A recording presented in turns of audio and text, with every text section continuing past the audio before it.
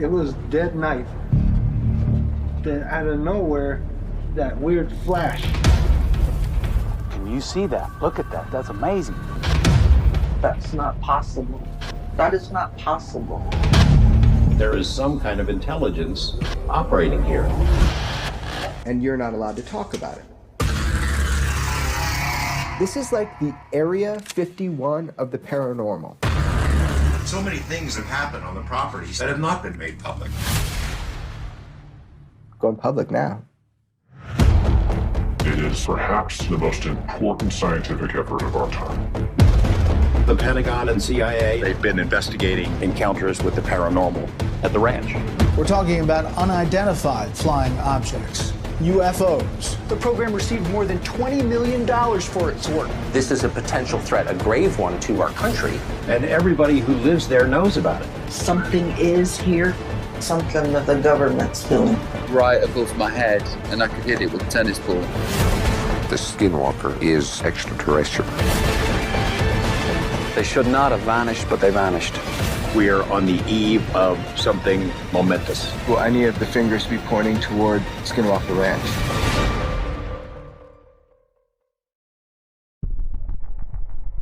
Skinwalker Ranch is a 480-acre property located just south of Fort Duchesne in Uintah County in the US state of Utah.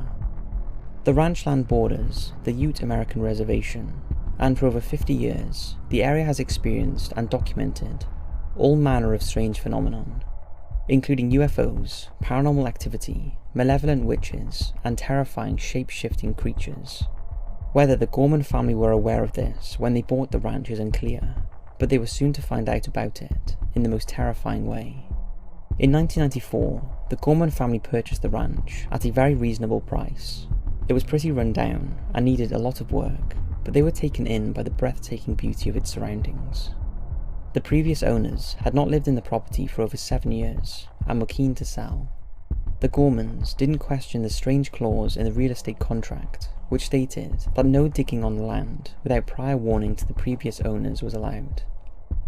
However, on the day they moved in, Tom, his wife Ellen, and their 2 children had a taste of what was to come when they were confronted by a huge wolf-like creature that, despite being shot several times, would not die.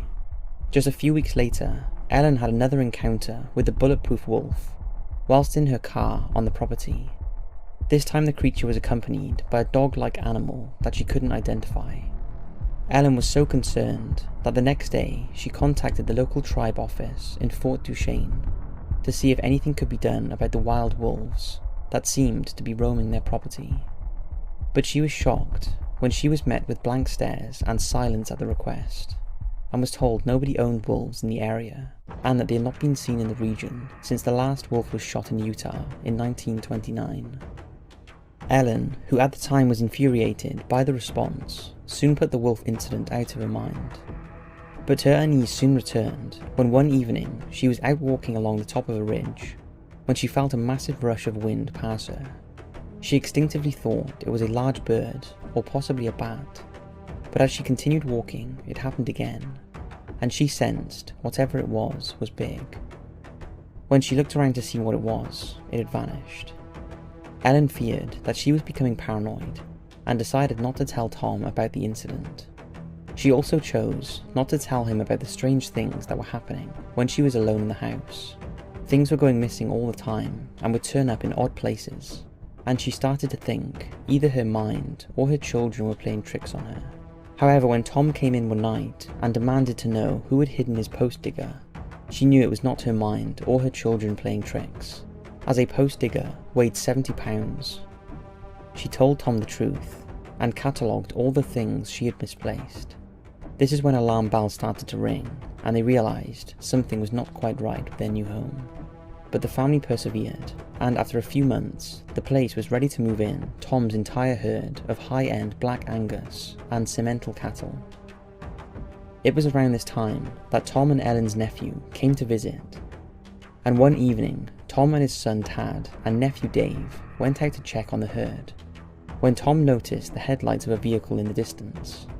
This wasn't the first time he had spotted what he thought was trespassers on his land, but on this occasion, he decided to go and confront them. All three of them headed in the direction of the lights, but as they approached, the lights started moving away at speed. Tom was concerned the vehicle would plough through his fence lines, so all three of them began to follow the lights. But they soon realised it was not a land vehicle when it suddenly rose a few feet above the ground.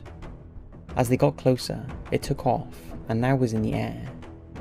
It appeared to be an oblong-shaped craft with a headlight in the front and red lights at the back. It very slowly and silently moved into the distance before finally disappearing over the treetops. They had no idea what they had witnessed, but Dave was so traumatized by the incident that his visit was cut short and his parents banned him from ever setting foot on the ranch again. A few weeks later, Tom and Ellen again witnessed the same craft. This time it made a sound like metal being banged on metal, and as they tried to get closer to it, it took off, slowly moving just in front of them, as if it was watching them, before disappearing, leaving no tracks in the mud. By now, the Gormans were realizing that they had made a mistake, and they were also aware of the rumors circulating in the town about the dark history of the ranch, and that the place was off limits to tribal members, as they believed the land was cursed, although by what, no one would tell them. As winter set in, Tom and Ellen both had disturbing encounters with a slow-moving, silent, triangular-shaped craft that hovered over them, emitting beams of tiny, multicoloured lights. For Ellen, this was followed by the strange sighting of a Darth Vader-type character who was sat in a vehicle outside the house. But these were not the only flying objects that plagued the Gormans. One of the most common occurrences was the strange, unwieldy structures that would appear in the sky. The bizarre orange formations were typically about a mile in the distance, and were seen hovering close to the treetops. On one occasion, Tom studied the structures through a rifle scope, and was astonished to see that in the middle was what looked like another sky that was a distant blue colour, as if it was an opening to another world or dimension. On another occasion, he witnessed a black object emerging from the opening, heading towards him. As it got closer, he could see it was triangular and travelling at tremendous speed, before suddenly vanishing into the night sky. This incident in particular convinced Tom that his ranch was the site of some kind of doorway or portal, through which objects from another realm entered into our world. Now, all these incidents were deeply troubling for the family, but probably the most distressing thing was the impact it was having on their livestock. Tom was fiercely protective of his cattle. After all, he was a high-end breeder and was obsessed with the care of his prize herd. So when they started mysteriously disappearing, he was devastated and determined to get to the bottom of it. After one of his most prized Anguses vanished in a snowstorm, he spent almost 24 hours on horseback searching for her. After searching virtually every corner of the ranch, he finally came across some fresh tracks.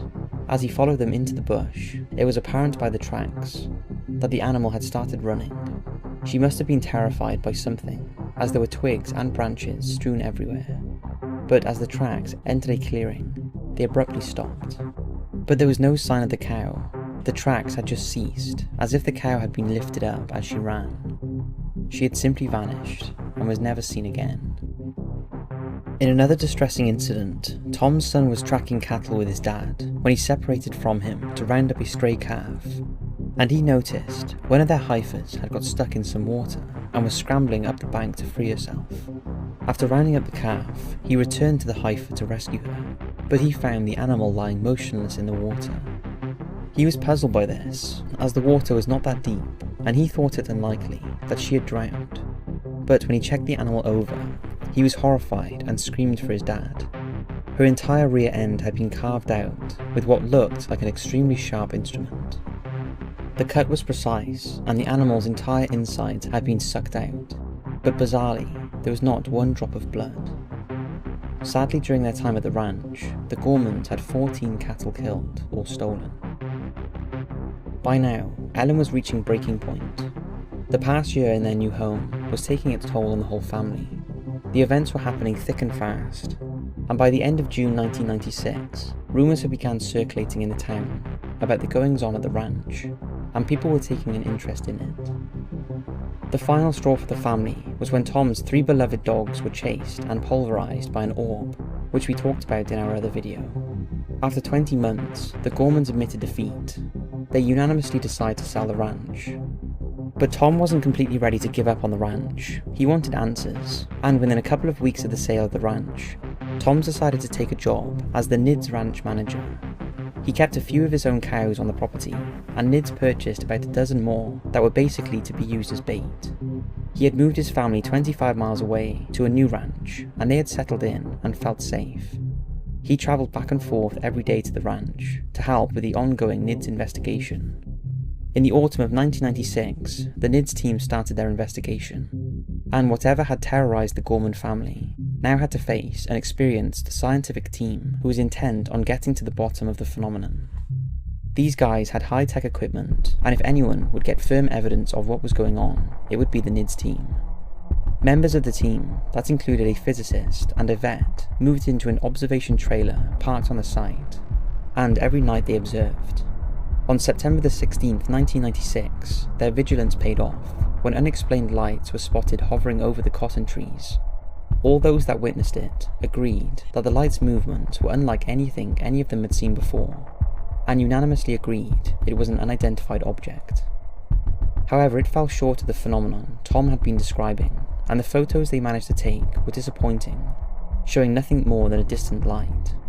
This was the first of many anomalies witnessed at the ranch by the team over the next 8 years, and during this time they interviewed locals and tribe members who told of similar weird events in and around the area, including cattle mutilations, multiple coloured balls of light, and large triangular flying objects.